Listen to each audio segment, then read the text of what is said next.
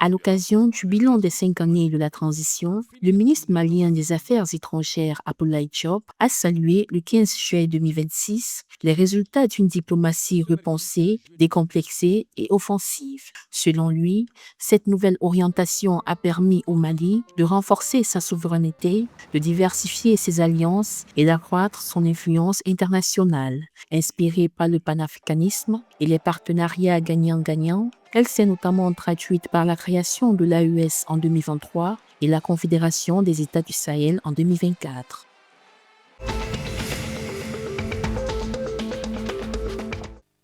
La Banque africaine de développement prévoit une enveloppe d'1 million de dollars pour le Togo afin d'apporter une aide d'urgence aux réfugiés, aux déplacés internes et aux communautés hôtes de la région des Savanes. Le financement, encore soumis à l'approbation du conseil d'administration, sera mis en œuvre par le HCR en collaboration avec des partenaires nationaux. Cette intervention répond aux conséquences persistantes de la crise sécuritaire sahélienne qui exerce une forte pression sur les capacités locales. La région des Savanes accueille actuellement plus de 55 000 réfugiés et 16 000 déplacés internes.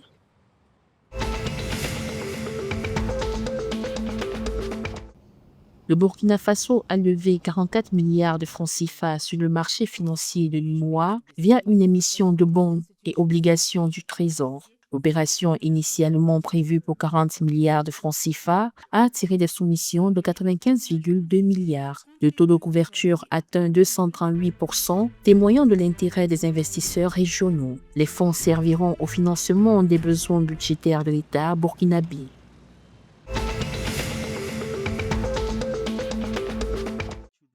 Le Nigeria a lancé un programme de 552 millions de dollars pour moderniser son système éducatif. Baptisé Hope Edu, l'initiative vise à améliorer l'accès et la qualité de l'enseignement de base. Le financement bénéficiera à environ 29 millions d'élèves, plus de 500 000 enseignants et des milliers d'écoles publiques. Le programme, soutenu notamment par la Banque mondiale et le Partenariat mondial pour l'éducation, marque une nouvelle étape dans le renforcement du capital humain du pays.